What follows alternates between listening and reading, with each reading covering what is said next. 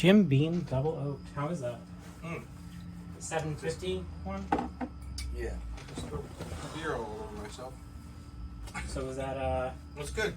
yeah. I like it. Yeah. How much was it? 24? Yeah. Not bad. Evan Williams is like $15. Yeah, but I do taste the difference. Me too. I do too. It's, In a cocktail, not so yeah. bad, but yeah. It's a sort of a fuller flavor, and Evan Williams is good. Yeah, It's alright. yeah, It's just it's sort of more grainy. same too. I don't really You know what I drink mean? a whole lot of liquor straight up. I do. I've got a I might have a problem. I'm not sure. I don't Really? know. I could if I tried harder. What's that box there? What? Wood flooring. Mm. So did you do all that yourself? No. No. I don't know how to do that I stuff. don't know how to work. So what do you want to talk about tonight? Mm. I came into this blind. I have no agenda. Well, I was interested in the Swedish experiment or Swedish model. Yeah. I only know a little bit about it. I'm not. Yeah. But I think it's interesting. One of the few places that did not do any lockdowns. Yeah. Yeah. And the results are interesting. The results are in, and it's an interesting. It is interesting. I just posted something the other day on Facebook, the Wall Street Journal opinion. It was an opinion piece, but it was, it was an opinion of, some scientific research. Yeah. Where they tested infection rates across not just cities that had implemented those policies, but they actually checked like contact tracing data in areas where people had opted in, and found that there was that for whatever reason, it seems that the places that locked down, it seems that the infection rate was greater there than in places where they didn't lock down. Yeah. Though they weren't sure why. Because the human body needs exposure. Yeah, this is what your wife said too, actually. I mean, something Chris Wiley said. Are we videoing? I don't know if I want to drop names. Oh. Okay, anyway. Something, do we do intros? We don't do an intro or anything? Something a pastor in our denomination said too.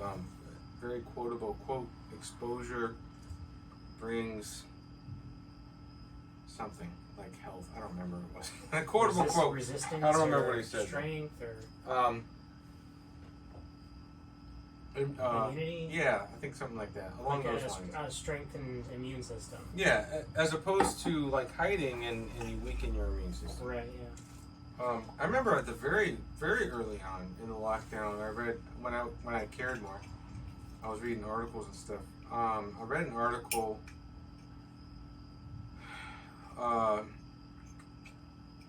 about in New York. I think what was it? Something like some early data was showing that. I wish I could remember it exactly, but just that something like what you're saying, that even in New York where there were very stringent lockdown Yep. procedures in place, and likely compliance, because that's the key. It's not just the policies, but do people listen? Yeah, the infection rate was way higher than they thought it would be, which seems counterintuitive. Well, the thing is, people gotta go out. You have to go get food. Right. Yeah. And if it's New York. It's New York City. Yeah. You've been to New York? Yeah. I'm sure. Very tight. It's very tight. Yeah. Everybody's on top of each other, and even when they empty the streets, there's still. It's like it's the population of Connecticut stuffed into Manhattan Island. No, well, actually, I'm not sure that that's true. It might be not quite that many. But it's high. It's high. millions. Yeah. We have 3.5 million people in Connecticut. Yeah. Look it up. Sure. What's the population of New York City? Oh. You're using your phone. Yeah.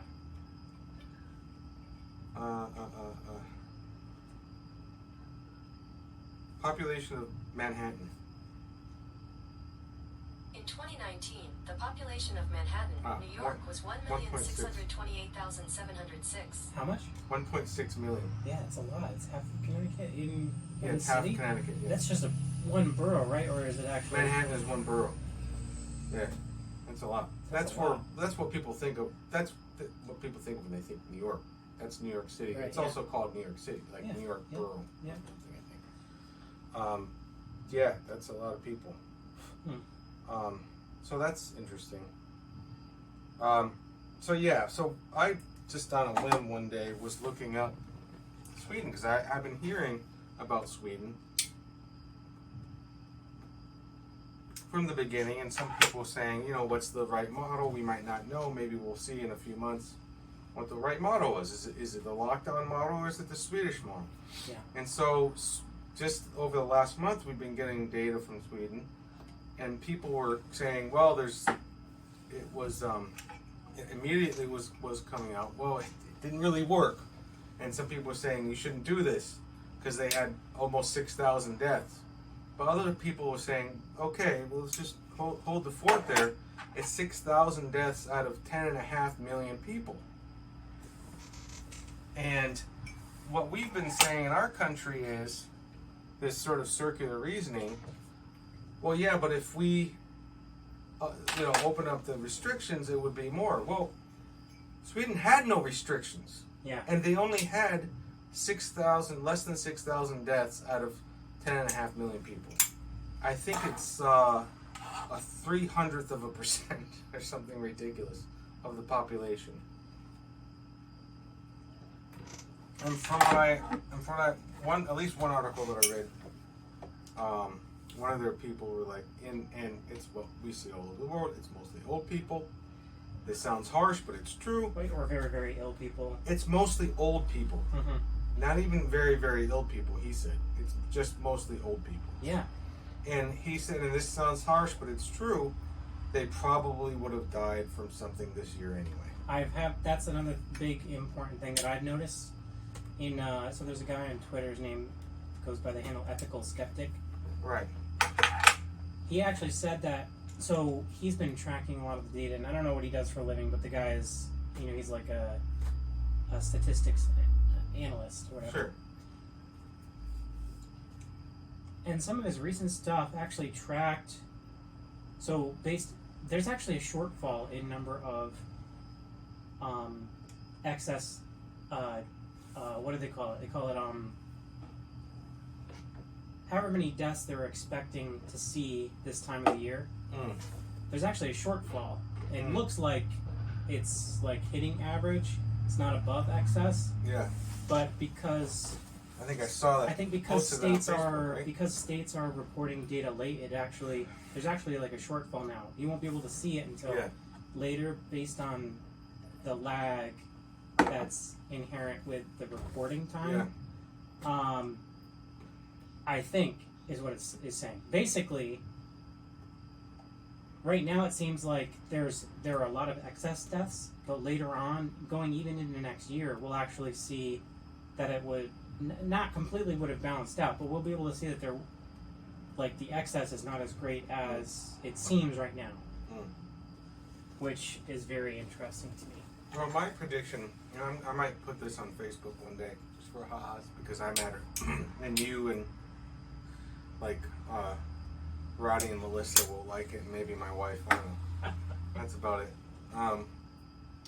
My prediction is Florida. Yeah. And states like this, maybe even California. I don't know. I'm not sure if they continue with their lockdown nonsense. Maybe not. But They won't. I just saw that the governor or the he's mayor. loosening up.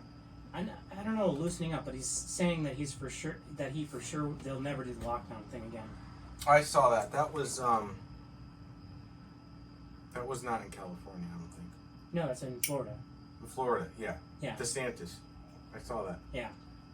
Yeah. So I don't know about California, but the southern states that have gotten a lot of flack for having spike rises. Mm-hmm.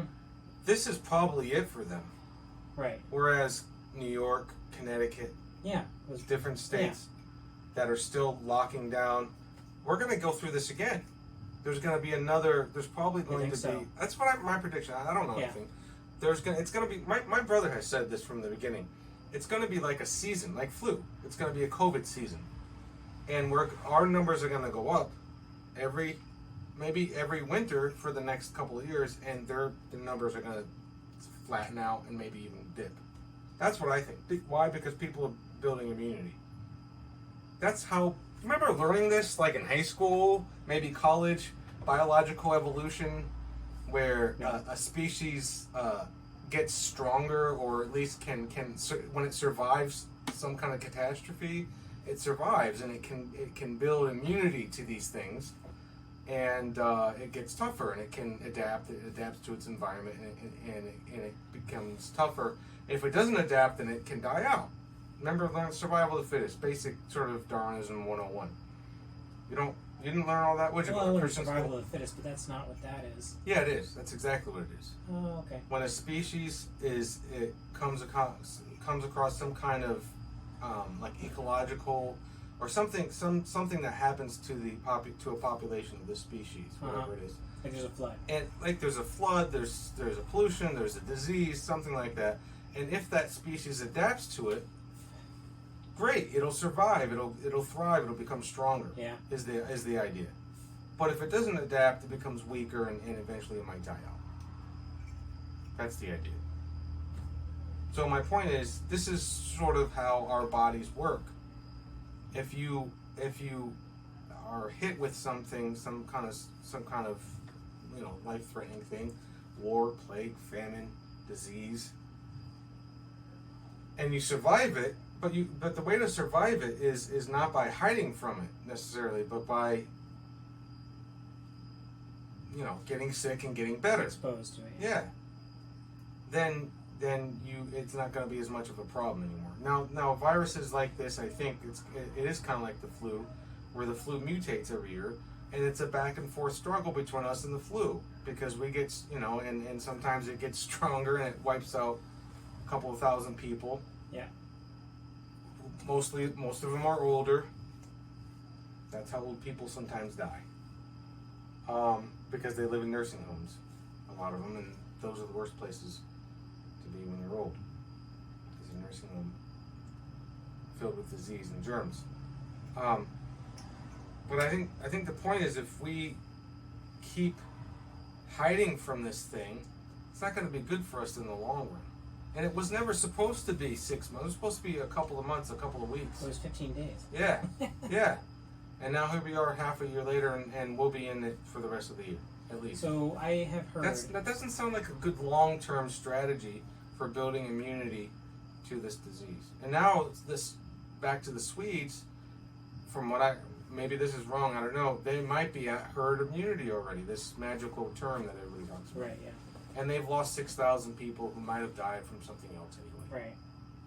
So as I saw in this article, that amounts to like a blip on their healthcare problems radar. Mm-hmm. It's not really, like COVID hasn't been a big deal for them. Right. Now this is what, and you can look at them, and I did this on Facebook too, compare them to Connecticut. Connecticut has had all the lockdowns, we've had all the masks, we have 7 million people fewer than Sweden. Mm-hmm. And we've only had 1,500 or less or fewer deaths. Mm-hmm. They had, I think it's 5,800 deaths in Sweden. We've had, I think we're at 4,500. So do the math, whatever that is. 1,300? Only 1,300 deaths fewer. In Connecticut. But per capita. Right. So that's right. So per capita, we actually have more Connecticutans have died from COVID than Swedish people have. Okay, I think that's the most important number. That's I don't know what to think of that. Now, here's some factors that we don't know, or we can know. We don't know because we don't bother knowing. We might have more old people. Maybe we have more old people. Yeah. Maybe Swedish people are generally more healthy. Yeah. Maybe they're a younger population. I mean, for God's sakes, Italy got wiped out because they're apparently the oldest population in the world. Right. There's a lot of old people in Italy. Has that been established? That's what happened. Well, that's what I saw early on. I don't know. Yeah. We could look that up. I do remember them being leading the charts early on. Yeah. America took over. Yeah. We have 350 million people in this country. Of course we took over. Yeah. I don't know why that doesn't ever come up. Yeah. Why doesn't that come up? The fact of the matter China has a lot more people than we do. Yeah. That's true. And we beat the Chinese? Yeah, but A the thing little bit. is, based on what they've told us, Yeah. and That's true. They kind of had a home court advantage, too. It's not like there's a Snopes in China.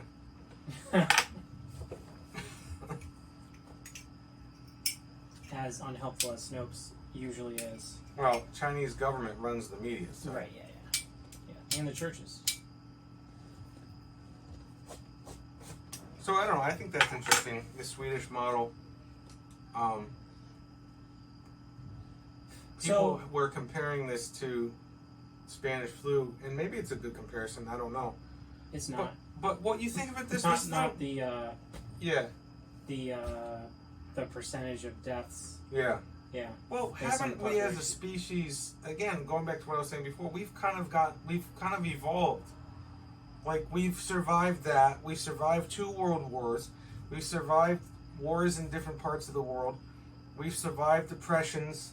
I don't know, man. You know, haven't we gotten we've stronger as a evolved, people? Like, genetically? I don't think that's ever the case. I think we're Really? always, like, through mutation, we're always losing information. We're always becoming weaker. I'm not sure that's... Yeah, well, you're one of those people. One of those people? One of those what people? Those anti-evolution fanatics. Anti-evolution fanatics? Yeah. You hear evolution and you think, oh, I can't believe in that. That's not biblical.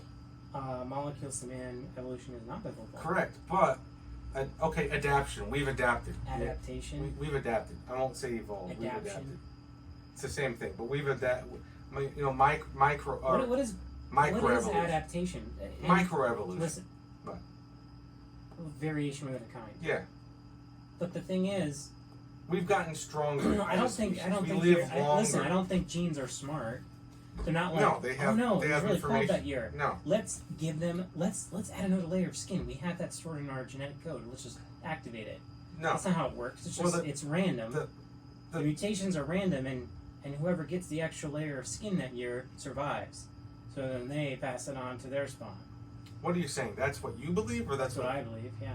No, the information is there. Yeah. It's either there or it's not. Yeah. And depending on external factors and things like that, that information manifests. Based on external events? Yeah, I don't right. think that's the case, no. Okay. I think it's random. Like Darwin's for instance, like if you think about if Darwin's you finches. live in Connecticut, Sure, go ahead. you live in Connecticut. You're white. You're very, very white. Thanks. You white. Appreciate You that. walk with your buttocks very, very tight. Are you kidding me? Do you look at my butt? What? No. What? Okay. But if you move What down, does that have to do with being white? nothing. It was a joke. Okay. Remember jokes? If you move down south of the equator, It's only a joke if it's funny or it has any. You know when it's like, my turn. What is it even? That was It just was- so totally random. it was something I heard when we said as a kid. That white people have tight butts? Yeah, because they're uptight. You're uptight. What does that even mean? Never mind. What does uptight mean? Oh, sorry, my tummy. Like not unrelaxed? Yes. Can I continue? Sure. If you were to move to the south of the equator, Yeah. it gets more sunshine, Mhm. more sunshine. Mhm. There would be changes in your No. your physiology. No, There wouldn't be. I don't think so. Okay, what do I know? I think my point is human beings are probably a little bit stronger, I don't more think so. durable than 100 years ago. We live longer. Stronger, more durable. That's a lot We're of more that's there's more technology. nutrition. That's We're way- more nutritious. That's technology, yeah. Yes. Sure. And medicine. That's yeah. part of evolution too. Yes, it is. You know, what? Oh my gosh, you're retarded. I'm not talking. That's about what the evolutionists believe. They believe that like biological evolution has like And taken they're a right back with seat that. because our cognitive evolution has taken. I haven't really Something. read into it that much in the last few years, but No, I think a that lot of there what are- they believe is true. That's technology. That's not evolution. So technology isn't a part of our evolutionary growth as a species. Not our That's nothing biological to do- evolution. It doesn't affect our biology, really. Like the creation of medicines and other things like this, What? labor saving devices, so we're not out working 15 hours a day and working and dying when we're 50, like being and overworked. having like stunted growth. You ever go to one of those old colonial villages? All the doors are like this tall because they didn't grow, super thin, yeah. because they never grew, because they were malnourished. Okay. That's all I'm talking about. This is not controversial, Cody. But you're saying that there's growth. There's a difference. This is such a tangent. If the people back there had the same nutrition and lifestyle that we do now, they would have lived as long, I believe. My I only don't think point there's anything is about us being further along. probably part of the generationally reason that a lot of the people gives us some sort of genetic advantage.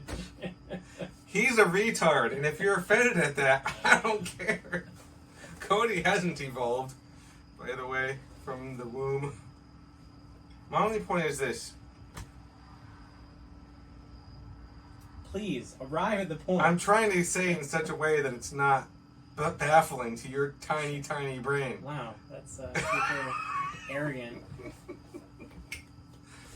If you can't explain something to somebody, even if I had a lower IQ, if you can't explain something. Oh, are you gonna clear cry terms, now? Are you gonna cry? Cry for me, Cody. and that, Right. My point is, yes, learn how to be a better teacher. I don't know. I'm not a teacher at all. I have no desire to be a teacher. Didn't you actually work professionally as a teacher? As a substitute teacher, and I thought, this is not what I want to do. I don't give a crap glorified about this stuff. babysitter. Yeah. Okay. My point is, probably why comparing human beings now, or coronavirus now, to one of the reasons at least, there's probably a lot of reasons, to the Spanish flu then, one of the many reasons why it's not a good comparison, is that human beings can deal with a virus better now. Whatever the reason is, you don't want to call it evolution if you want. Then they could back vaccines, then. You mean? Well, because we're sort of generally more healthy. Whether it's vaccines or better immune systems. or stronger immune systems. Is that controversial to say that human beings have a stronger immune system now? Maybe not in America. Because of evolution. Honestly, though, maybe not in America. 100 years ago. Maybe not in America. Do you really believe in evolution? I believe in microevolution. I don't think you know what that means. I think I do. I don't. I think I was studying this stuff when you were itching your daddy's crotch. I hate that saying. I wish you would not say that. Oh, is it Can you, offensive? Is it offensive? Can you You're gonna cry. Can you actually look into this for me and make sure that you know what you believe? Because I think you're wrong. Microevolution is the part that Christians. Adaptation. I don't think It's you know just what that adaptation. means. I want you to look into it. I don't think you know what it means. Okay. Why don't you tell me, Mister? Please don't Sure. talk like that. I was gonna say the finches. This was my example. Because of my Darwin's tender finches, right? emotions. The original study that proved evolution.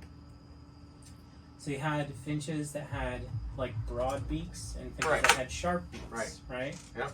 So the way that works is a bunch of finches get together, and the daddy finch falls in love with the mama finch, and then they have a baby finch. That's almost exactly what Darwin said. Okay, did they really? No. With a pastor. You retard. Of course he didn't. Did I say retard too much? Is that offensive? I don't mind the word, but let us know in the comments You're doing below. way more name calling than I'm doing to me than I'm doing to you. We should stop. Poor baby. There it is. Some more. So whether or not the baby finches have, so the daddy and mama finches have, the genetic code for variation. And maybe it'll pass on to the kids. Could have broad beaks, could have short beaks. Right. So what happens is, there's a mutation, and one of their spawn has a more narrow beak than the daddy. Okay? Now that finch can only, possibly, if he's lost the information for the broad beaks, can only make narrow-beaked babies. Okay? Yeah. Right? Yeah. Now, I know don't all this, know, but you keep the going. trees, the weather was, there was a lot of rain, and now the trees have thicker bark, and the babies who had broad beaks, they just can't poke through the bark anymore. So they die. So they die. Starve to death. Right. So now you get a bunch of narrow-beaked finches. Right. That's survival of the fittest. Why are we talking about this? That's when we're talking about the Swedish Model? what they call natural selection. You asked me. That's natural selection. Do you have a pipe cleaner? Yeah.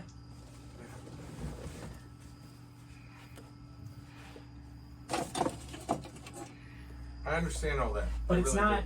it's not evolution in the sense that, you see, they knew that the tree bark was going to be hard that year because they were poking their beaks at it for like several months, and so their genes knew that they just had to make the narrow-beaked babies. That's not what. Okay, that's funny and stuff, but that's not what Darwin and Darwinists teach. But that's what you're saying. That's you're not saying what I'm that saying. After an environmental catastrophe, our genes know what they need did you to have? pass on. I didn't say that at all. That's what you said. I said. All I'm saying is that human beings have evolved from the sense of our immune systems have gotten stronger, generally speaking. Maybe. I mean, in America, is that the generally case? speaking. That's why I said generally speaking. That's what okay. generally speaking means. Oh my gosh. No, but I'm You're a true believer, aren't you?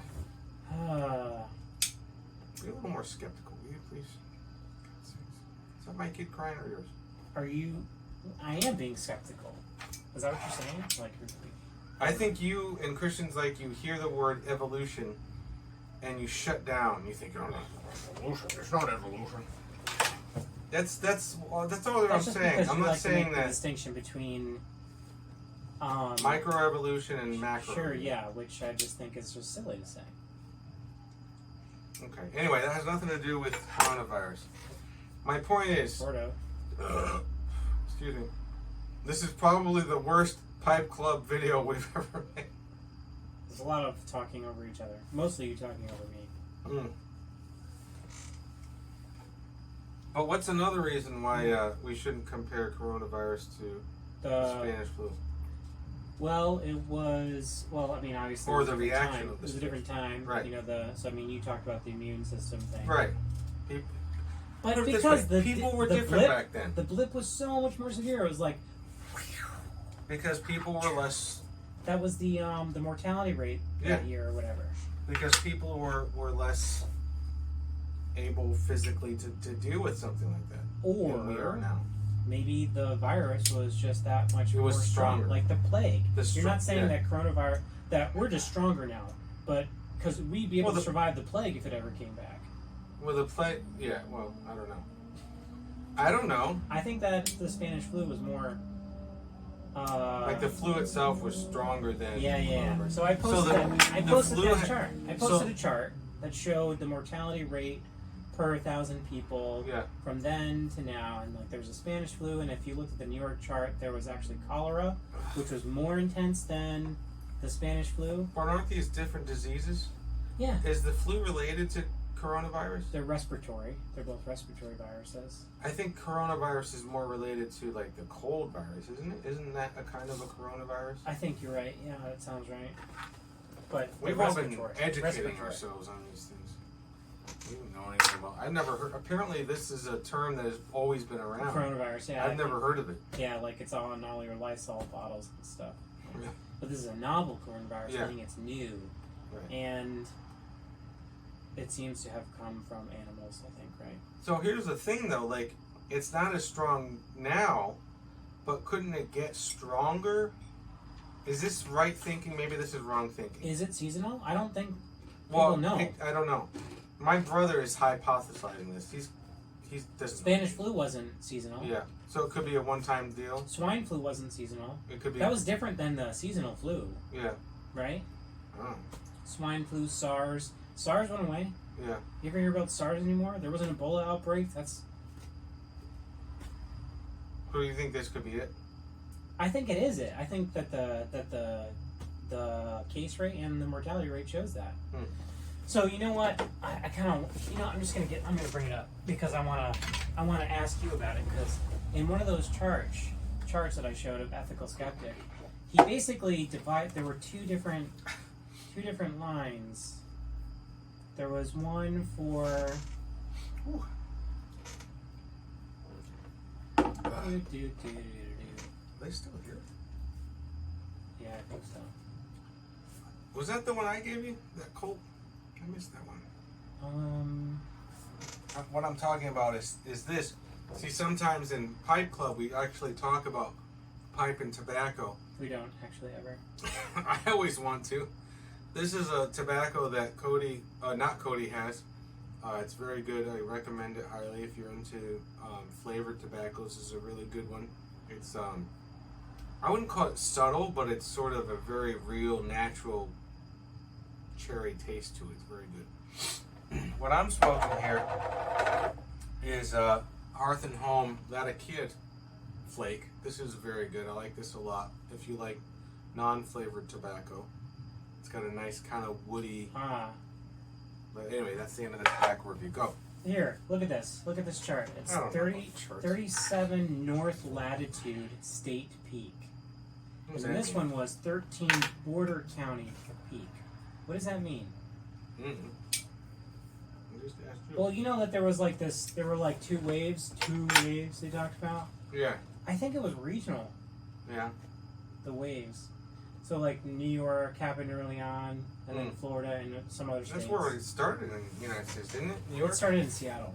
Or Washington State. Did it really? I thought it was Washington State was the first death. Oh. First death case? I don't know. First death, I think. Really? Like, right, first state. Hmm. They have an international airport over there, right? So, right from Asia, probably. West Coast. Yeah. They were thinking, I read this article earlier on, when Cuomo was, actually no, it was an interview with him by MSNBC or one of these people, saying that they were doing some testing in New York City area, and they were finding a whole lot more people had it than they thought, and didn't even have symptoms. And this is now we know to be true. So now we're like, this now was there's asymptomatic cases. This was early April. This is way early on. Yeah. And he said, well, the good news about that is that the denominator is much higher, which means the percentage of the death mortality rate is way low. Right. It was like 0.2% or something at that time. Right.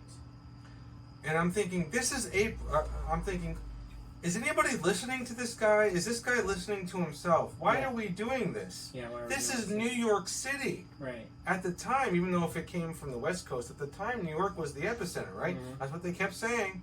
Yeah. And it still is, isn't it? It's like, isn't that the highest amount of cases still in New York? I think, well, not positive case rate. Yeah. I think that's gone down. But in any event, for the longest time, that was like, that most of the cases in the country were in New York. Yes. Yeah. Yeah. And this guy is saying... And 40%, I think, at the time, overall, were in nursing... All the deaths were in nursing homes. And this guy is saying the chances of actually dying from this thing in New York City is less than 1%. Mm-hmm. And it was so frustrating to me because people were saying, and he was saying, we still got to continue these draconian measures to control this disease. Control what disease for what? So people don't get sick? I don't care if people get sick. If we're concerned about people dying, there's nothing to be concerned about. Hardly anything. Almost everybody who gets the disease will recover. Yeah. And it just was so annoying and frustrating to me that in the epicenter of this disease in our country, the governor of New York was saying, you have more chances of, way more chances to survive this thing than not. And he still wanted to do all this. It didn't make any sense to me. I don't get it. Is this what we're protecting people from? And after a while, I don't know if, like, I was keeping up with the Facebook stats at least. They would have like these 3 columns, right? They would have cases, and then they would have recoveries, and then they would have deaths. And at some point, they just got rid of the deaths column. And it was only just like, and I think maybe it was just cases and deaths. Yeah. They got rid of the deaths column. Yes. And it was just cases. Yep, see, oh no. That's so weird to me. Well, like, why would they do that? Well, there's possibly two reasons. One, the obvious one, is that they wanted to, like, instill fear. I mean, that's what drives, viewership to the media, is making people afraid. But the second one, possibly, if there's any altruistic intentions, was that, well, the thought is that when there's more cases, there's also more deaths. They just follow later because you're sick for a while and then you die. But where's the, right, but where was there ever any evidence for that? No, I don't think that happened. So I think they're like, Yeah. see, more cases. We're gonna see more deaths soon, and it wasn't. Right. I don't believe that was the case. Eh. And maybe Sweden isn't the perfect model because again I don't know these other factors, and maybe someone does. And if you do, put it in the comments. What other things? Why did Sweden succeed? This is a success to me. Why I did just they recently succeed? heard. I saw. What? I don't know. You tell me. I don't know. That's actually a question. I think it's over. I honestly think it's going to be over very soon. Yeah. I think the ethical skeptic has talked about 11-week lag time. So I don't know if that means 11 weeks from now or... That's still 2 months.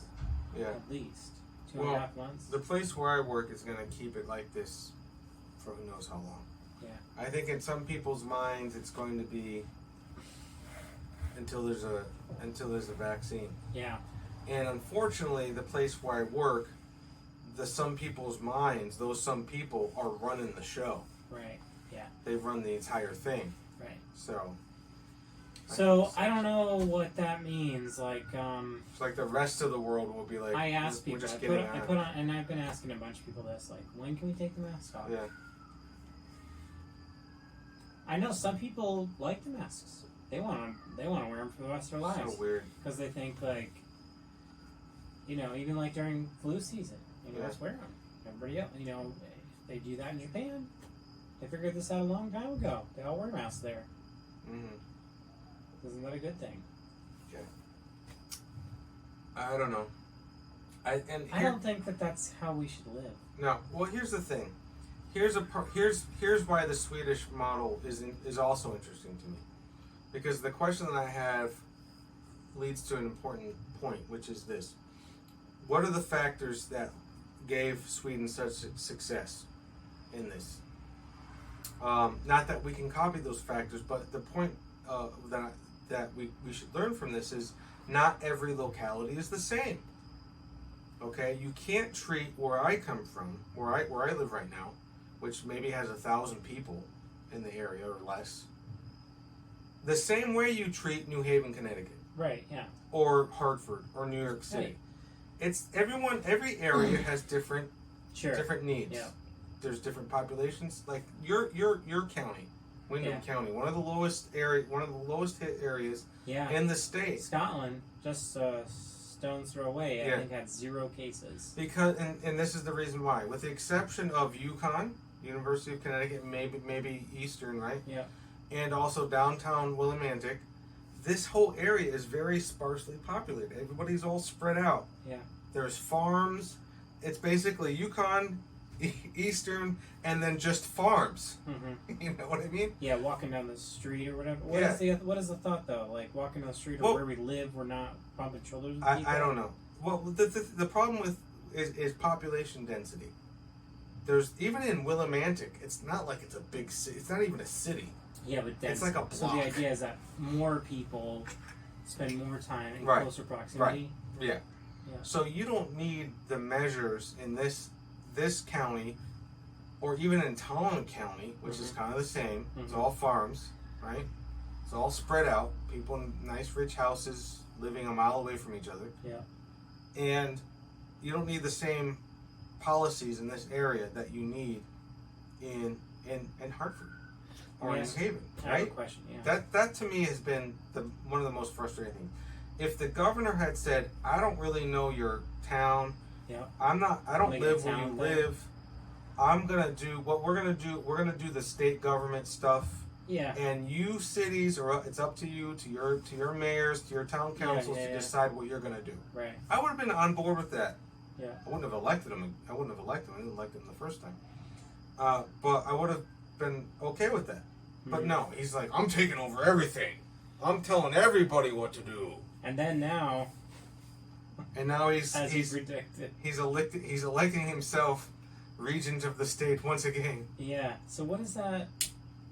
What are we? So it was supposed to expire September 8th next week. or In, what? 6 days. The thing that was set to expire was his proclamation that Yeah. he would now have executive authority because of a public health emergency. Right. So I think how it works is, according to state statute, remember the law, kids? The law, right? No one's above the law. Remember that? I don't know. Maybe that just applies to Trump. I'm not sure. But the law of Connecticut says that a state emergency, the governor can declare a state of emergency. Yeah. And the process is he has to file that with for the Secretary of State. Yeah. And the Secretary of State does whatever she does. And then the state legislature can basically veto that. Yes. If they want. Yeah. But they didn't, and that's fine. They were on board, whatever. Oh, but because they have the majority, probably. The Democrats. But I guess so. But the Republicans were on board too. Last time. Yeah. The first time. First time. Yeah. Yeah, everyone was on board. I was on board. I was okay with that, I guess. Sort of. Do you want to pause that? Sure, yeah. Hang on. Pause time. Here. Alright, so I don't know. We missed the little conversation we had about Sam Adams festive beers. Yeah. Be right back. I missed my old fashioned. Is this on now? Yeah. So it's just me. Hi. I'm Christopher Cable. I mean, Mr. Saunders. No one's watching this, is it? Just gotta sit here and smoke my pipe. Did you say something mean about me? No. I don't believe you. What were we talking about? I should have done that last time because you left for a little bit. I should have been like, I don't know. I can't Yes, do you something should mean. I guess it just doesn't come naturally to me. Yes. As naturally as it does to you. Where's your beer bottle? Or is that the whole thing? Is that the whole thing? Yeah. Oh. Yeah. What? I like these cups. I would have thought it would have been more. I had. It's not. Cheers, the original, closed down because of I COVID. saw that. Sucks. Yeah. Oh well.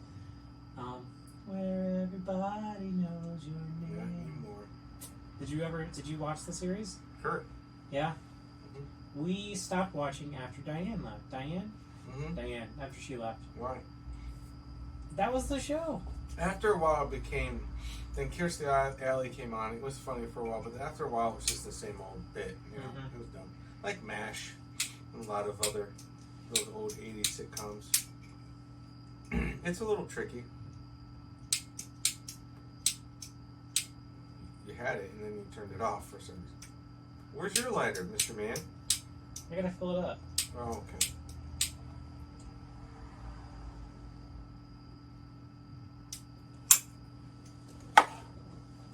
What were we talking about? The governor. Right. The governor? Yeah. So, by state statute, emergency powers. Yeah. 6 months. That's it. They can't like a state of emergency can't continue for more than 6 months. It ends that. Right. Which is next week. So now he wants to extend it for 5 months. Now explain, because I haven't been following, because I'm just so disgusted with everything. You suggested that he's granting himself this. Is that what? How does it? What's been going on? What's going on? Isn't that how it works? You said unless they veto it. Yeah. Well, he declares a state of an emergency, which means that. Also, from what I've heard, the way the Connecticut governor Ned Lamont has been operating in Connecticut is he'll hold these press conferences and say like, yes, there's been collaboration, it's bipartisan. But there haven't been. He'll announce a thing and he gives them no time to respond. Yeah. Apparently. Really? And then claims that it was that it was a bipartisan decision. Yeah. And it hasn't been. The Republicans reiterated that in a recent press conference. Yeah. So I don't know. Yeah, I guess it allows him to basically have some legislative power. Yeah. Now, as we all know from when we learned this, we were supposed to learn this in school, kids.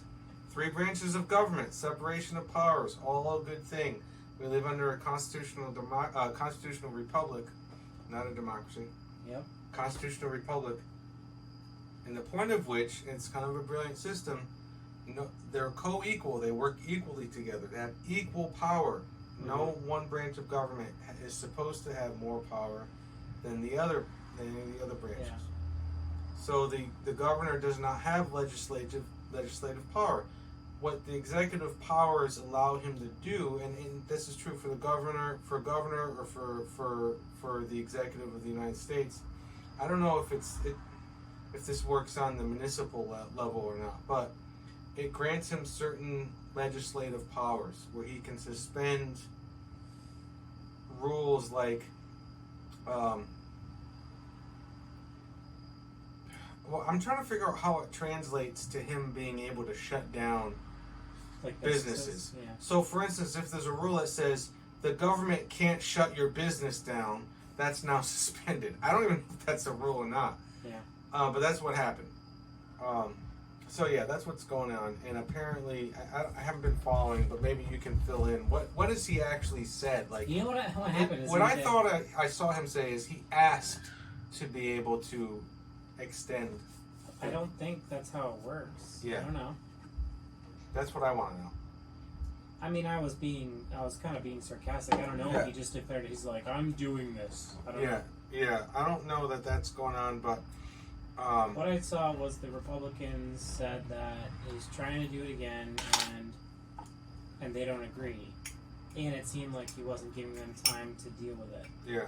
Or something. I don't know. Well, I guess they're going to have But a either special way, session or for him something. to extend the powers, whatever. Yeah. Like, why? Yeah, when like the numbers are trending down.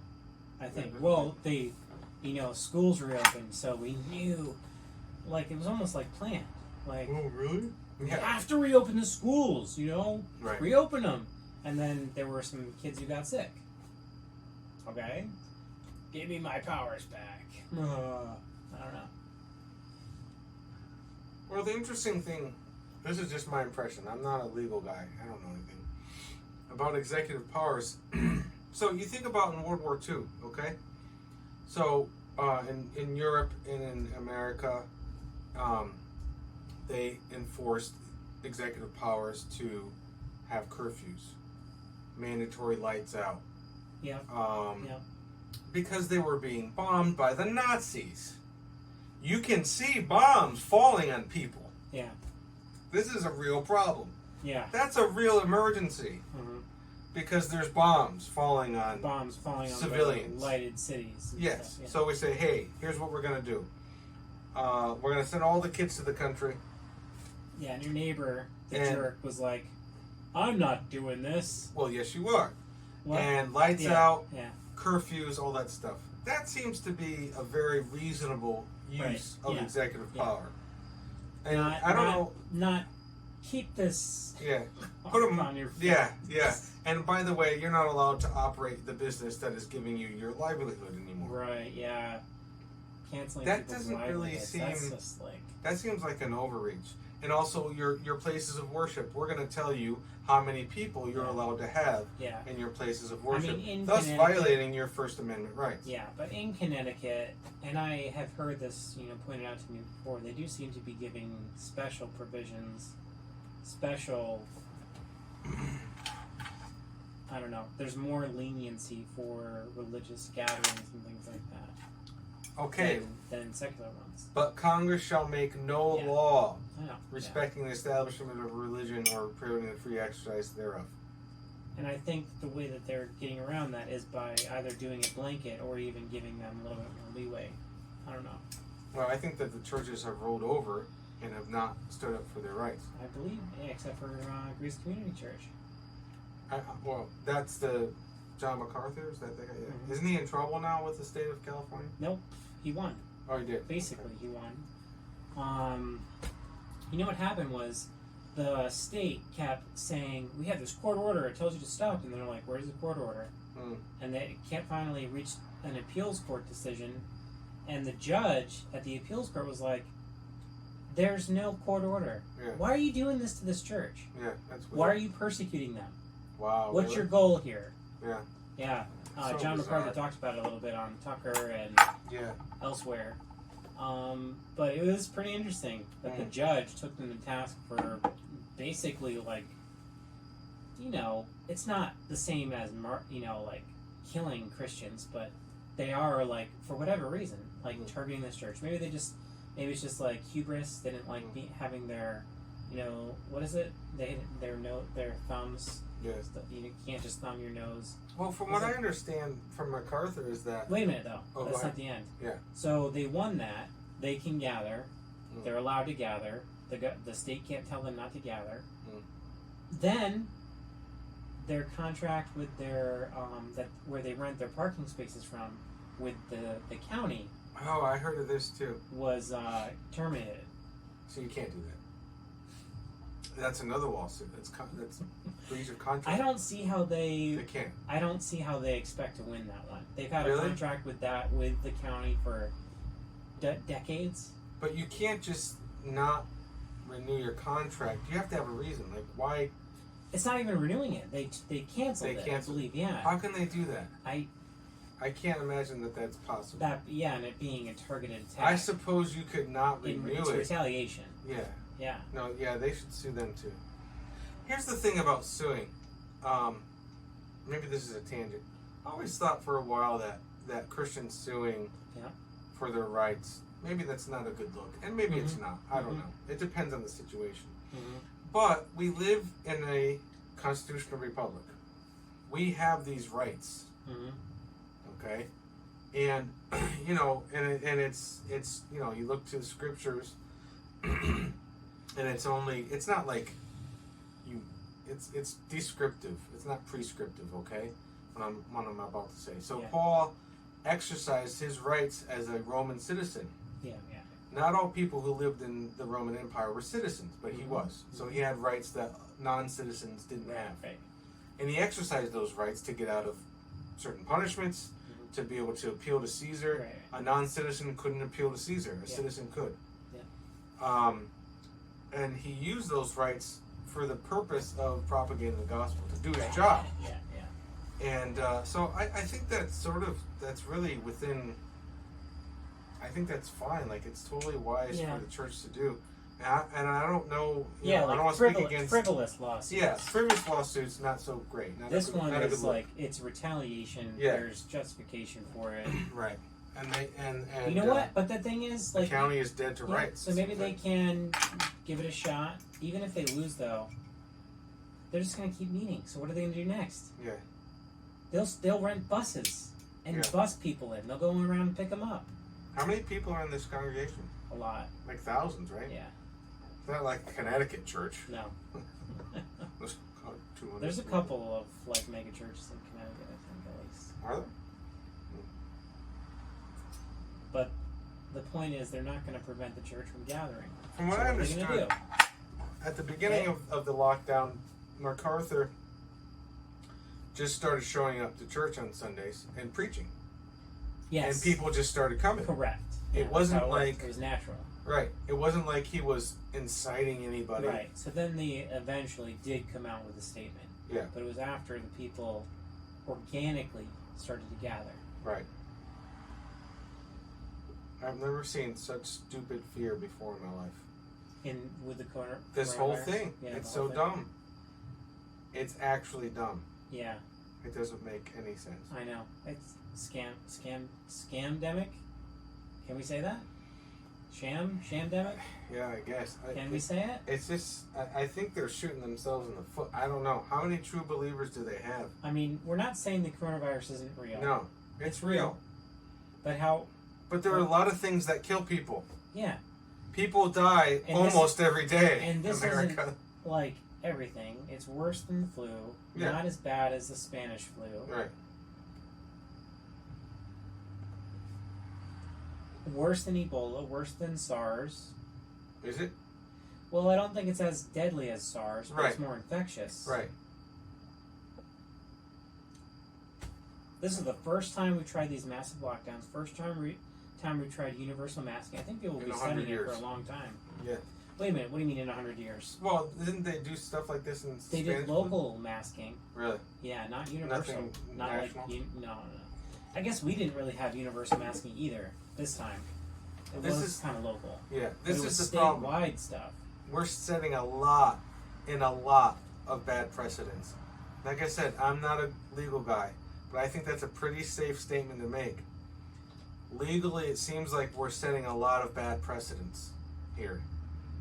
Like, if there's another public health emergency. Here's an example. It's sort of a boy that cried wolf scenario. Mm-hmm.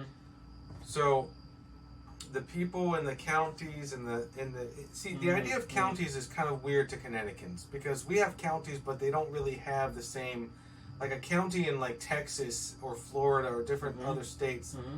They're sort of more important. Why?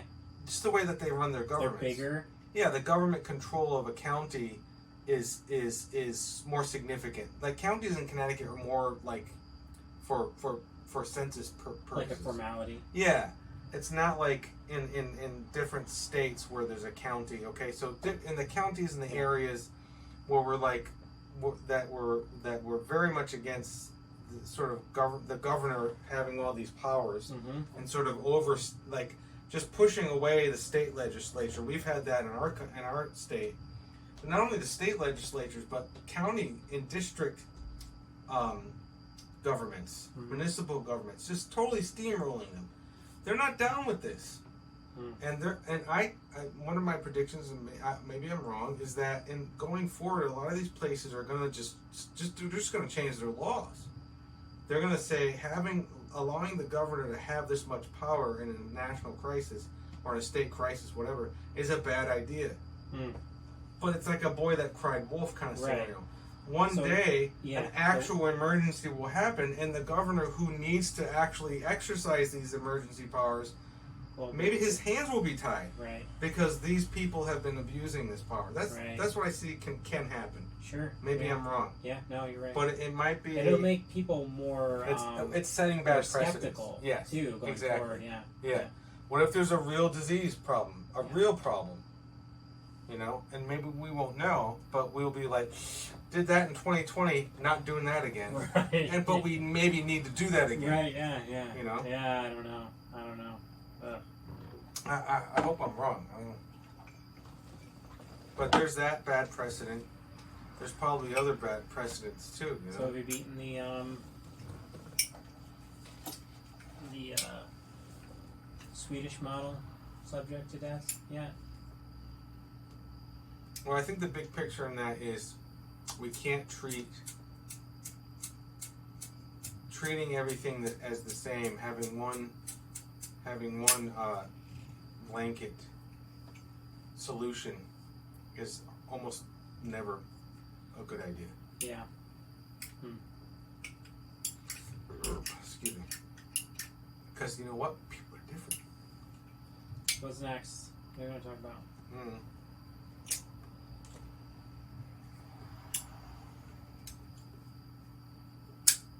Or I saw something interesting on Facebook. I don't know if it's true.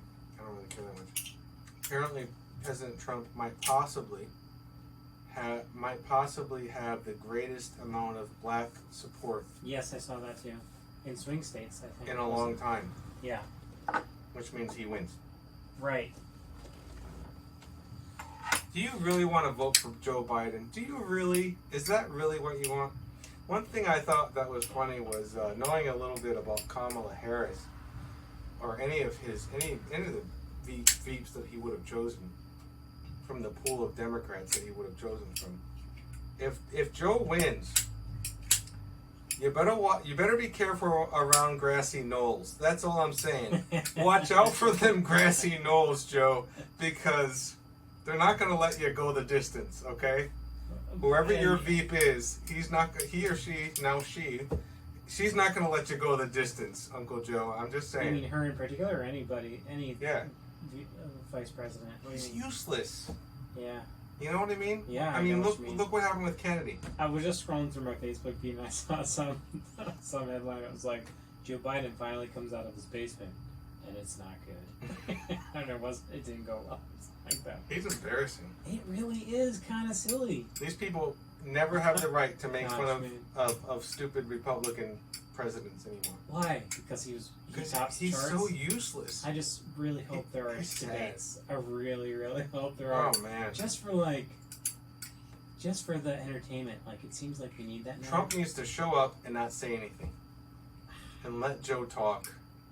Or well, you know, he needs to start talking and piss him off, and he just goes crazy. To piss Joe. Trump off? No, Joe. Piss Joe off? Yeah. He gets pissed. Trump needs to like, piss off Joe. He's all like, he turns red, and he starts hairy stammering. legs.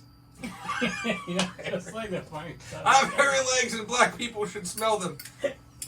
Something like that. Oh, man. Gosh. Oh, man, there are so many good... There are so many good ones. How did they choose this guy?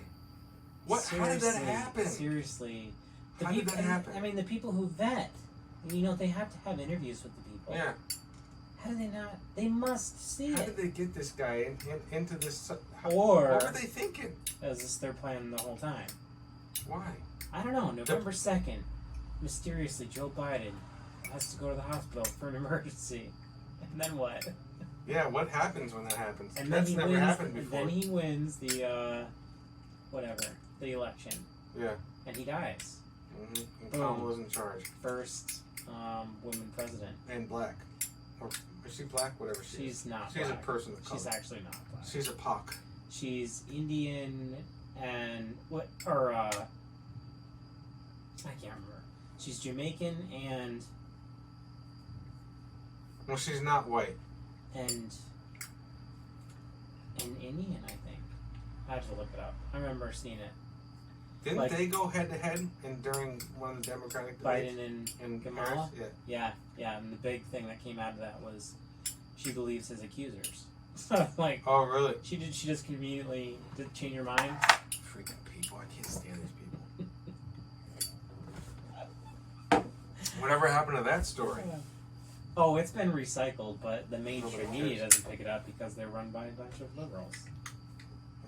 Pro-Biden people. You want to hear a funny thing I saw on Facebook the other day? I haven't seen this anywhere else other than this person who mentioned it, but a family member had mentioned that that Joe Biden, she recycled this, she shared a story and said, Joe Biden has struggled with a speech impediment his entire life. Don't make fun of it, okay? Don't be a bully. And then, like, the first comment on the thing was like, let's give you this speech impediment thing. Yeah. What about all the stupid stuff he said? Yeah. Like, That's not a speech like impediment. poor kids are just as smart and good as white kids. Did you see one of the best campaigns I've seen? That's not a speech impediment thing. No. Was Trump? He wasn't even in the commercial. Yeah. Trump. He had a. What happened to Joe? Yeah. It was so sad. I almost felt sorry for him. Yeah. It was like when he was like a senator. Yeah. And he was making clear and very cogent arguments as a senator, and even as the vice president, and even running like recently, not too long ago. That was A, and B was Joe now was just his mumbling through life and the stupid nonsense crap that comes out of his mouth. I love it. It's really what happened? Like what happened to this guy? Just the cognitive decline, very clear. I guess It is every single time he opens his mouth. I feel bad for him. I You don't can't feel bad. elect this guy for president. It's just Sometimes I see the things he says, like there was in a clip recently, I heard him mumble over like 100 years, like the worst, like this is like coronavirus is the worst virus we've had to face in 100 years, and at the end of it, you know, and it was a like a staged question thing, but as soon as he was finished answering it, you could see like he was just tired from having to think about how to answer it, and he just like gives this big sigh, like, and I'm just like, oh, buddy, he's spent. Just What are you retired. guys doing to him? But other times he gets up there and he's like, yeah. Why are you getting so excited, man? And I'm just like, yeah, he deserves the flag. I don't know. I remember at the end of Reagan's presidency, he was you would, shut up, old guy. Shut up. He was declining, and people Oh, thought really? that Reagan. yeah, people thought maybe I don't know if it was Alzheimer's or whatever they thought. He was just, old guys just Yep. It's just a lack of, Sure. mental acuity.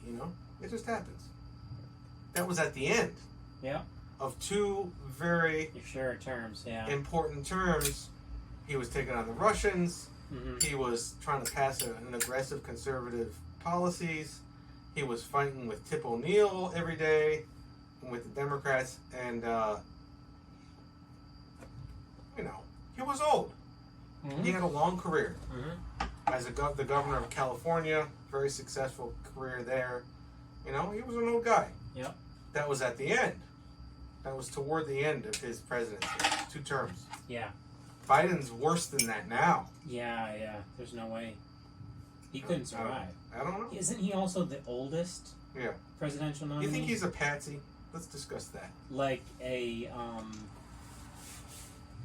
front? Yeah. For what? Like, and For- then just people I are think like moving Kamala- the strings? Yeah, I think Some Kamala guy with a big Harris is arm going up to his be. butt and like yeah. moving his mouth? Well, it'll be Kamala Harris. Kamala Harris is going to be the de facto president of the United States. She'll be doing a lot of proxying. You know how usually the vice president, including our current vice, sort of in the background. Oh yeah, He you does barely some ever things. see that person. He has one job, really. Yeah. His only official job. He's got 2 jobs, official jobs. His first official job is to take over if the president becomes incapacitated or dies, Mm-hmm. which is really incapacitated. Second job is he's the president pro tempore. No, the president of the Senate. He breaks votes. Right. Yep. He's a tiebreaker. That's it. That's all he does. Right. Yeah. And if there's a majority, like if one party has a majority, that's a big deal. I bet you anything, if they win, we're going to see her all the time. Oh, I'm going to yeah. hardly see Uncle Joe at all. Nope. I'm going to see Kamala Harris's face all over the place, talking, giving speeches. All right. Let me ask you a question. Probably the State of the Union. Wait, what? Can you at the State of the imagine Union. Joe Biden doing the State of the So Union? Joe Biden, and it's flu season. He's sick. He's under the weather. He's got the flu. He's incapacitated. Let me ask you this. Trump, after the RNC, is like up in the polls or very close to tying Biden. He's got a larger number of the black vote than in previous. Apparently, so far. So, I saw a news story come out that talked about how the Proud Boys are planning on going to visit Portland at the end of September. Now, who are these people? Do you know the Proud Boys? I've heard of the name. I don't know anything about them. I've watched a number of videos. It's basically like a fraternity. Okay. I know the founder has referred to them as a gang, Okay. but it's basically like an elk club or whatever. Okay. A Knights of Columbus, whatever you want to call it. Like, it's a fraternity. It's men only. And their main values are they're like self-described as Western chauvinists. Have you heard of this? No, I like it so far. You like it so far. Is it all white guys? All white young guys? No. I think a large majority of their membership are people of color. Actually, Really? Yeah. Including probably the current president. Really? Yeah. I'll have to look into it. The founder is actually married to an American Indian and has brown babies, but they've been charged with like being white nationalists. Of course. Yeah, and they've been labeled a hate group or terrorist group by the SPLC. Is anyone else tired of this? I know I am. Tired of what? This whole bullshit by the media. Yeah, It's like the actual world, and then there's the world that they spin. they pretend that they exists. Yeah, and I just love every time I hear objective reality come out of their mouths. When does that happen? Almost every hour. A lot. Usually when they're being criticized. When objective reality comes out of whose mouth? The newscasters or whoever. When did that happen? When did they say that?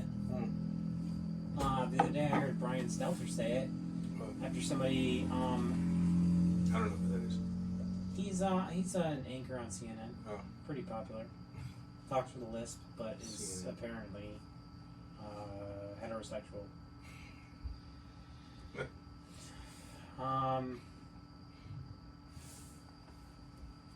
What did he say? What did he say? He was taking questions, and I can't remember what the subject was. They talked about Nick Sandman, who was the Covington kid. Oh, yeah, I remember him, yeah. And he said, how can you guys talk about fake news when I can barely remember, but... Didn't they get sued? Yeah, and the kid won. He won, right? Like a bunch of money. You know what's funny is at the RNC, he spoke at the RNC. Did he? And CNN covered the RNC. Yeah. So CNN was airing the RNC where Nick Sandman, the victor of a lawsuit against that network, was sitting there talking and criticizing CNN. That's awesome. Why did they invite a kid to talk at the RNC? Because he was railroaded by the liberal mainstream media. Yeah.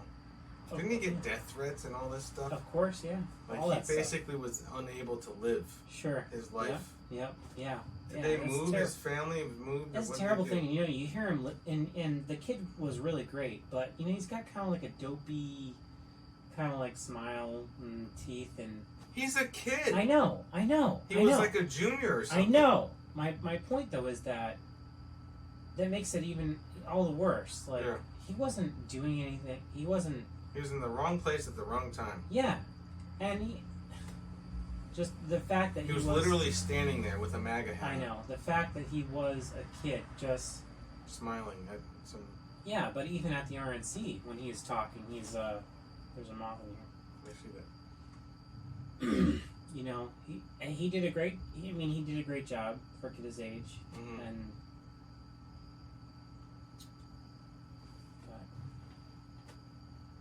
I don't know, man. Yeah. I try not to worry. So anyway, the Proud Boys. I saw Tim Pool recorded a. He basically anticipated that this counter protest thing at Portland is not going to go very well. It's not going to bode well for Trump's gainings in the election. Really? What do you have when you hear like a white nationalist group goes to Portland to incite violence against mostly peaceful protests? We're also mostly white people. They on their website they announced the event, like they're going to go there and they're going to they say Ted Wheeler has abandoned his responsibilities to quell the violence in Portland. Mayor? Yeah, I think so. And so they say something along the lines of, so we're going to hold a peaceful protest there, denouncing the violence, and but what'll happen is, one of two things will happen. One, nothing will happen and there won't be any media coverage. Or, the worst case scenario, Antifa and BLM will show up and at night they'll start getting violent, they'll throw punches, Proud Boys will defend themselves and end the fight. Yeah. And they'll be arrested and the media the media coverage will be white nationalists kill X something or other. Yeah. In support of Trump or something like that, they'll throw them in there. Don't you think it would be best just to ignore these people? Who? The BLM people and the Antifa people. Ignore them? They're lighting courthouses on fire. How do you ignore that? Well, that's true. Well, how come your boy Trump isn't going in and my boy. How come there's no National Guard breaking these people up? Well, that's the thing. I guess that didn't that happen at some point? And there was a lot of bad in some of Portland, media with that. Well, and that was gas. Well. Here's the thing. I think that Trump reporters crying and tear gas. Here's what I think is happening. He's playing chess for sure, but I think he is also abiding by the rules of the office, possibly. Yeah. It's really a local problem. What he's tweeting all the time is, "Hey, I've offered my support. I'll send in federal. Give me, let me know. Just say the word and I'll send the federal agents and we'll clear it up in 2 shakes. But the state governments don't want them to. No. And they're telling their own place to stand down. So, like... That's stupid. And, on top of that, they're asking for federal relief. Those cities. Really? Yeah, they're telling their police to stand down. Things are burning. Cities are just, being destroyed. Yeah. And they're expecting the federal government Just to to give them the money. relieve them. Yeah. Don't And so Trump is Don't withholding enforce that the law. federal aid. Yeah. Don't enforce And the then, law. and Just so give us then the money. response, the counter argument to that is, when there's a local crisis, the federal government, that's when they're supposed to step in. Do you have an ashtray? So again, it's chess. Well, I hope he wins. I don't really like him that much, but as bad as he is, What's bad? these people are... What's bad? The mean tweets? Yeah, that's all What? I mean. Yeah, that's it. He's kind of a jerk. I don't really care about that. Like, is he a racist? Kind I of a don't jerk. know. The rhetoric is kind of like a jerk. Yeah. I don't know him at all, okay? I don't... I've watched Donald Trump, Sure. and he's a public figure, he's been in the public... And Celebrity.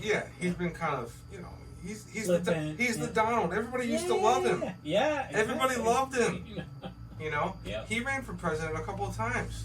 Oh, really? Yeah. I did not know that. And he never gained anything. That's why it was kind of a joke in 2016 to me, because... Done it before. Yeah, he's done it before. Trump. And then he November 4th. Yeah. Trump? Yeah. Come on. Yeah. And I was actually I up remember that waking night. up and thinking, Like, there's no where way. am I thought it was a joke. Yeah. When I saw that, I'm like, it's a joke. I actually said this to a friend of mine who was a Bernie supporter. I was at work, and we worked together, and he called there was a few of us working together, and he called one of the people that I was working with. I video called her or something, and she said, "Well, Caples is here. You want to talk to him?" Yeah, I'll talk. And we both were, because we've had debates and stuff, and we both said, "Can you believe this?" Yeah. I was like, "That crazy son of a bitch did." I couldn't believe it. Yeah. I could not believe it. I thought, good job. I said this. I said, "Good job, Republicans. Congratulations, Mrs. Clinton. You're going to be our next president." Because I thought Trump was. There's no way he's going to beat Hillary Clinton. Yeah. Because at the time, a lot of the kind of a lot of my conservative friends were not Trump supporters. And either they voted for a third party like I did, or they just didn't vote. Yeah. Yes, a lot of people I knew did the same thing. They didn't want to vote. They weren't going to vote for Clinton, but they also didn't want to vote for Trump. Mm-hmm. And basically, voting for a third party is like not voting. So they just didn't vote. Right, yeah. And so it's like, he's not going to win. For a while, this is a very interesting topic to me, because for a while, I voted along, early on when I was able to vote before Trump. Yeah. Hey, Google, lights on.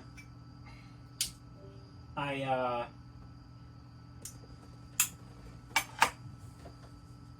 voted my conscience. I thought about how to put this into words, and it was like I felt like I could only vote for somebody who was the closest to Jesus that I could think of.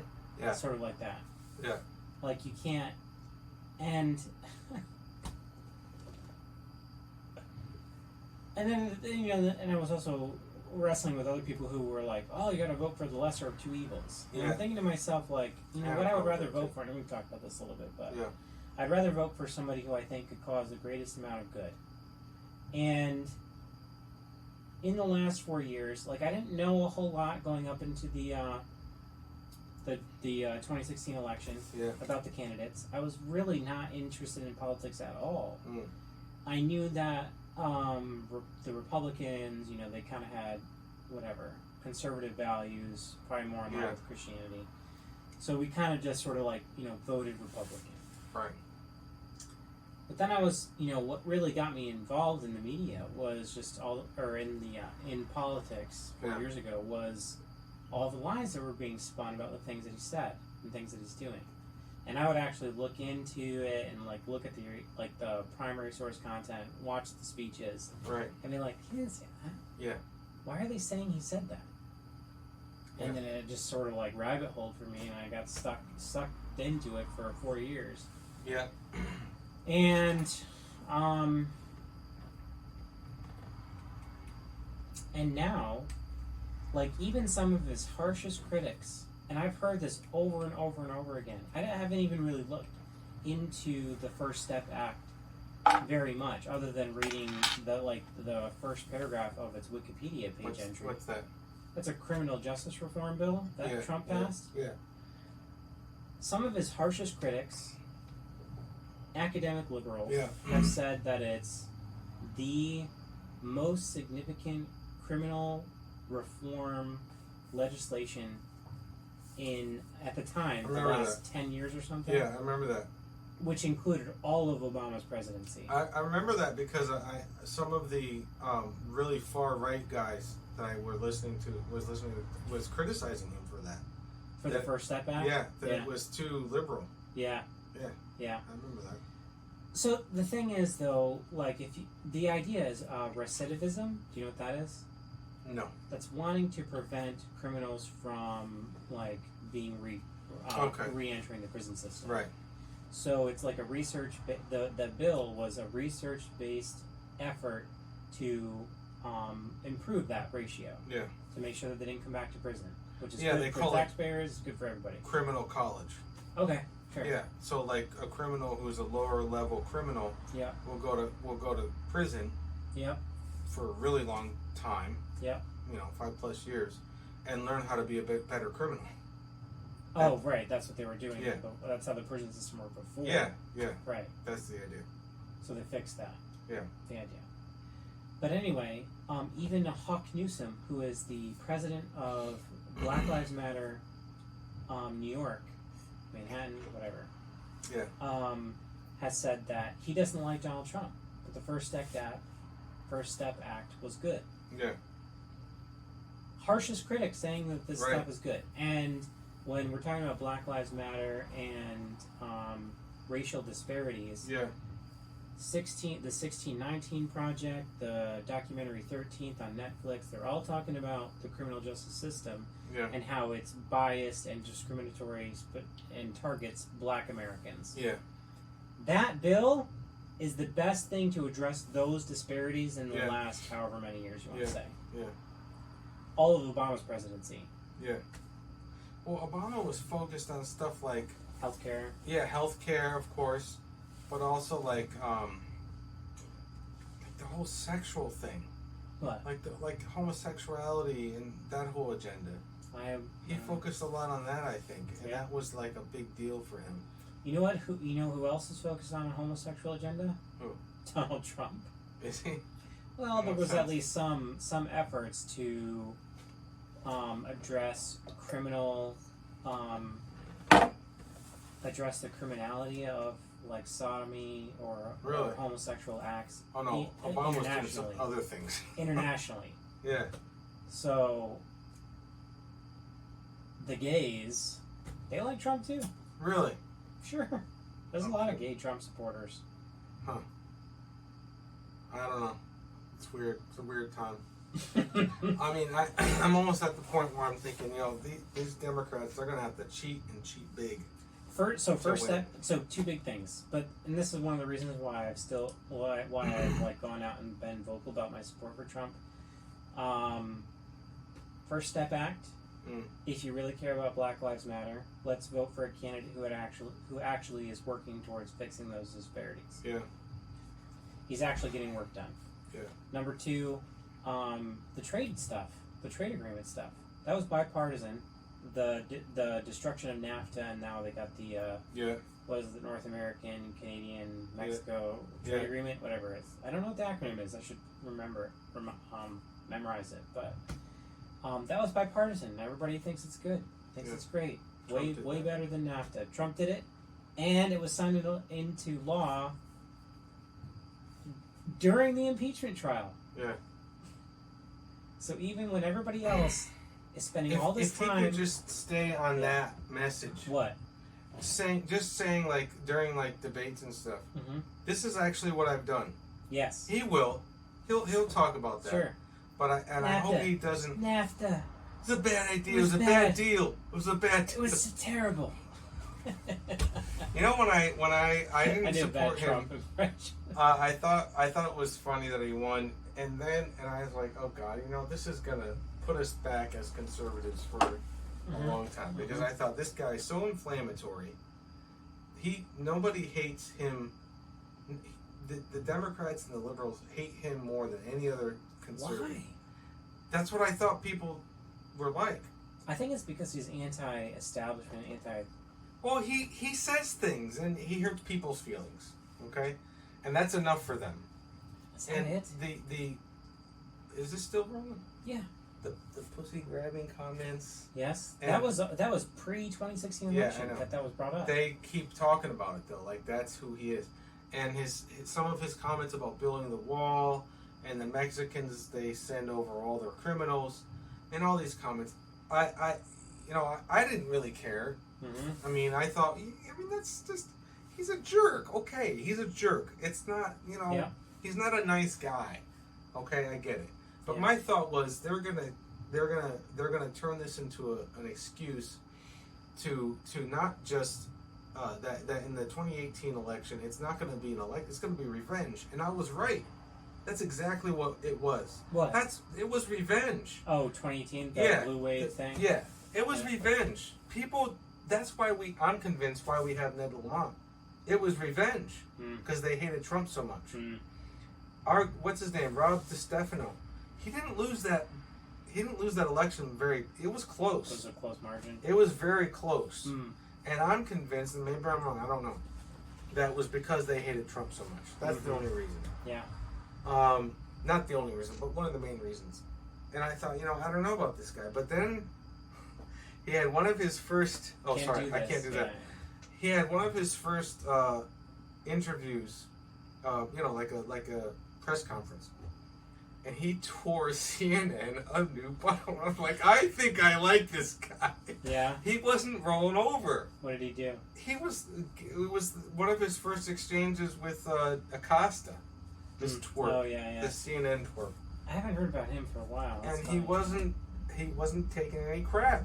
Yeah. And he was telling it how he saw it, whether that's how it was or not, I don't know, but that's how he saw it.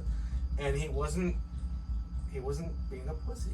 Yeah. He was like, he wasn't taking any crap from these guys. He knew their MO. He knew what they were about. Yeah. He knew that they were going to try to make him look stupid. Yep. Or whatever. Or make him look like a racist or whatever they're trying to make him look like. Yeah. And he wasn't taking it. I was like, He was a Republican or what was he? Who? Or he was just like a Trump? moderate? Who? The Stephanopoulos? What was his name? What are you talking about? The governor? Yeah, that's what you were talking about, wasn't it? Rob DiStefano. Rob DiStefano. He was... Did you vote for him? I don't know. Connecticut's I gubernatorial election. I have enough bandwidth for like major elections and the major news. You don't. You have to like local stuff. Local is way more important. Yeah, you're probably right. Of course I am, because now we're in lockdown. Where if Rob DiStefano was in charge, we probably wouldn't be. At least not for 6 months. He wouldn't be just like, what's Cuomo doing? Yeah. That sounds good. Yeah. DiStefano was against the bullshit plastic tax. He was against the tolls, which I don't think tolls? ever. Yeah, remember there was going to be tolls. I don't think that ever happened. Oh no, okay. He was against all that stuff. I'm certain that he would have done what Lamont would have done, but for the 15 days, and that was it. We wouldn't be here now if he was the governor. You gotta participate in local elections. Okay. Well, my point is this: I warmed up to Trump because that first I listened to it on the radio. I was like, whoa, this guy. I don't know. He's not a pushover. He's no George Bush. He's not gonna let them control. Trump is not gonna let the media control the narrative. I know. He's gonna say this is the way that I'm doing stuff. Yeah, because he's undiplomatic. Yeah. Is the thing. Yeah. Well, he hadn't, and then I started seeing stuff in the newspaper. Trump does this, Trump does that, And the newspaper's making it sound like it's horrible. I'm like, that's not horrible. That's a good idea. Oh. That's good that he's doing this. And I think that was good. Like, he had a very aggressive conservative platform, and he did it. Mm-hmm. Yeah. Another big thing for conservatives is defunding Planned Parenthood. Yeah, all there that you stuff. go. Yeah. No, I know some of Anybody ever done that? Ever? the stuff with North Korea. That whole part in 2016 or 17. I was still in school. It was like 16 non-traditional. He was the first president since first president to deal with North Korea Ever? directly as he did. Like, I think almost. I remember watching that news cycle, and it was like, wow, this could be great. And then it was like, oh no, Kim Jong Un left really upset. Yeah. And it was like a back and forth kind of thing. Nothing really came of it. Yeah. No nuclear war. They launched some missiles in the China Sea or something. No nuclear wars, but brought them to the table. Yeah. And no other president has to. Obama didn't do it. No other president has it. Bush didn't do it. Yeah. Clinton didn't do it. North Korea's been a pain in the ass since the 50s. And no other president did it.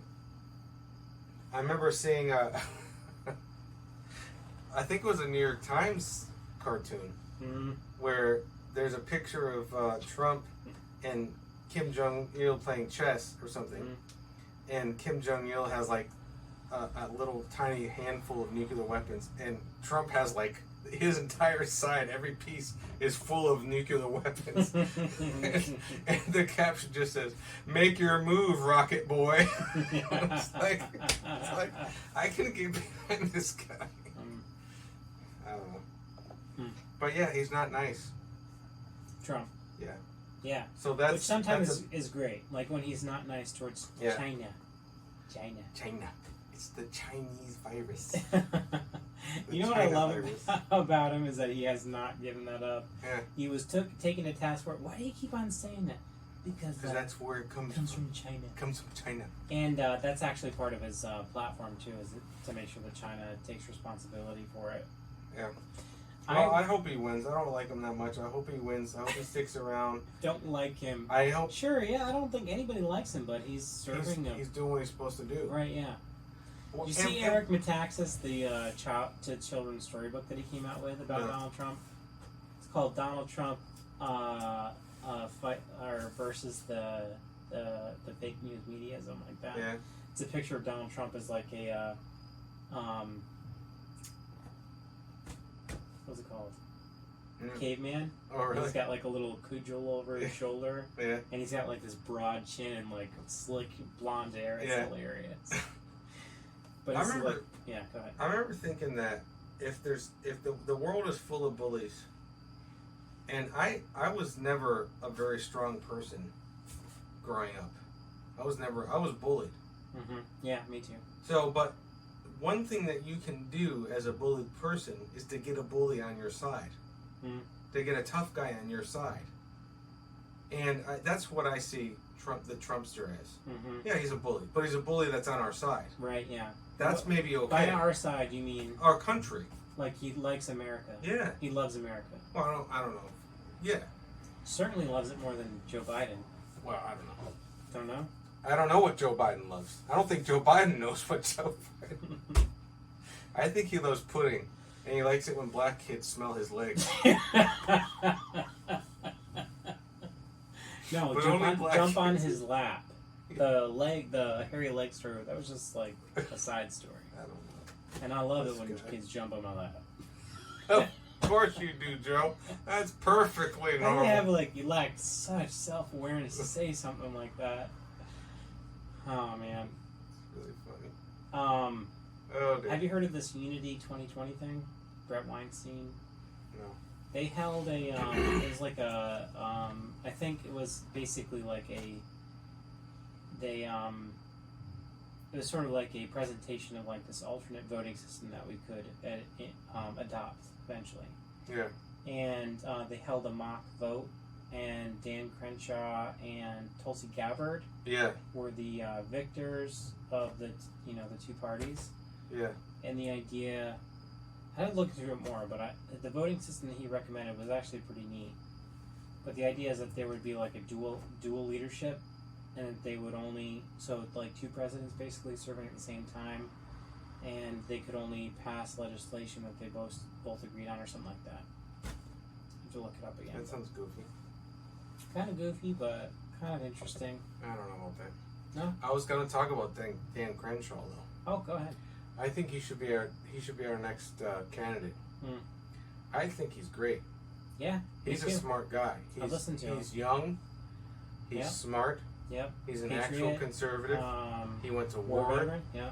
A war hero. Freaking lost his eye. Mm-hmm. Fighting for our country. I would love to have a pirate for president. That would be so awesome. It would be so awesome. Better than Trump. Yeah. That should be the move. They got to set this guy up for a Trump successor. Can you imagine? Because it would be kind of like a Reagan Bush thing. Bush number one. Mm-hmm. I think that's what they did with Bush number one. Reagan was so popular, and then that's basically why Bush won. Bush was the VP. Mm-hmm. That's basically why he won. Because because Reagan. Yeah, Reagan was so popular. He did. Well, that's the thing with Trump. That has been sort of his model, and I'm doing the sort of Donald Trump thing. That has been his model is to follow Reagan. I think it's a good model. And they should, instead of Pence, I don't even know what Pence is. I don't even know what I don't even know what he sounds like. I've never listened to him talk once. Oh, no. Yeah. I was at a CareNet conference, and he was planning to attend but couldn't make it, so he like dialed in or something. Oh, really? Yeah. So I don't know anything about him. He cares a lot about like pro-life stuff. But I think instead of trying to set up Pence, which is what for some reason presidents do after their second term, they should set up Crenshaw. Yeah. Because he's young. Well, the next one, the next election after guy. 2020, 2024, that'll be like a free-for-all kind of thing. I really hope that the American people are starting to see the true face of the Democrat Party. We've been talking about this. About what? About how the Democrats are. How they operate? Like yeah. what? Like that wanting to promulgate racism. Well, even beneath that. What? That they're what's the word? Hang on, I lost it. That they're you to explain it. I'm having a Joe Biden Just explain moment. it. Yeah. That they're what is the freaking word? Explain. They want to have all power. Totalitarian. Yeah. That they sort of have these totalitarian tendencies. Yeah. This is what conservative people have been saying for a long, long time. Mm-hmm. For a long, like my lifetime. That big government is a thing. Since Reagan, before Reagan, they've been saying this, and people have ignored them. Can't we say that this is kind of obvious now, isn't it? Big government. Yeah. Well, not just big government. They don't want to work with people that aren't like them. You know. Yeah. Democrats before, they were big government. They wanted government to they had the progressive agenda. Even back to what's his name, Johnson. Lyndon. Yeah. Yeah. He's the one that got us the system of taxes that we have now, the welfare state, the Great Society, all this stuff. Yeah. But they were willing to work with Republicans. Yep. The Democrats in the Reagan era, they were progressive. They wanted a socialist agenda, but they were willing to work with Reagan. These guys are not. They're not. Even I think to a degree with Clinton and Newt Gingrich, who was the Speaker of the House. They tried to work with each other. Yeah. They hated each other, but they tried to work with each other. It's just gotten worse and worse.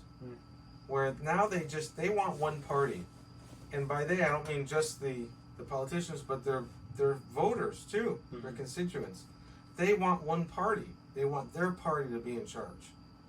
they don't want to give anything. And I don't know if the Republicans are much better. I don't know. Mm-hmm. But it seems to me that the Democrat mask is off over this last 4 years, and I hope that people are seeing it. Like the more sort of like rational, traditional Democrat is seeing that their party is completely cuckoo for coconuts. You know. Cocoa Puffs, I mean. Cuckoo nuts? Yeah. Is that what you said? Cuckoo for coconuts. Cuckoo for Cocoa Puffs. You know, to quote the great Rush Limbaugh, right? Yeah. Who I think is an obnoxious jerk and a blowhard. He was like sort of the Moses of the conservative talk radio movement. He was the only one in his time in like the Clinton era and thereafter. And then others came along, but he was like the grand poobah of, he was the big guy. And he was right. He said liberalism, what we would call progressivism now, is a mental disorder. And even conservatives like, oh, Rush, you're just being funny, and it's just hyperbole. I don't think it was. Yeah. I don't think it was. Yeah. And we have seen this from Obama till now, with the radical advancement of the LGBTQ agenda and normalizing that through the Obama administration and to this day, where I remember not too long ago where a man's believing he was a woman was like, okay, you believe that's fine. Yeah. There's no policy about it. Leave me alone. There's no policy. Right. No one's getting arrested Yeah. for disagreeing with that. Right. Yeah. No one's being vilified. Yeah, but no one's businesses are being shut down now because you need to accept that, otherwise I'm being oppressed. Yeah. No one is losing their business because they're not making a gay cake. That didn't happen. Yeah. You know, if you want to think that you're a woman, okay. Yeah. And that was it. And people were okay with that. But over from Obama to now, yeah. So what's happening now is you need they've to gone use my freaking crazy. pronouns. They have gone crazy. Yeah. And I hope that the more kind of conservative Democrats, if that's even a thing anymore, I hope they're seeing that. And either they vote for Trump or they stay home. The classic liberals. Yeah. They vote for Trump or they stay home. Because this is not their party. You know, these people, they don't want to work. These are the people that think that they're Marxists. They want a Marxist revolution. And I hope that the Democrat voters that were sort of Clinton supporters, Clintonites and pre-Clintonites, are like, yeah, these people are crazy. I can't be involved. Is it really that far-fetched to think that these things happening in an election year were unplanned? No, not at all. I don't think that is. I think it's completely planned. I think that they've used, like what we talked about a couple of pipe clubs ago, the viruses. Yeah. They've used coronavirus and they used the death of this guy, George Floyd. I know, but not just use, but you think. Well, I kind of almost imagine them thinking in my conspiracy theory mind. Well, the impeachment didn't work. Yes. Coronavirus isn't working. Yep. Let's go find a black guy who's being oppressed and exploit him. And that's, I think, kind of what happened. Okay. Like the wag the dog situation. Right. Yeah. I don't know. Do you want to go home? Yeah, I guess. All right. See you, YouTube. Bye, our 3 people that are watching this.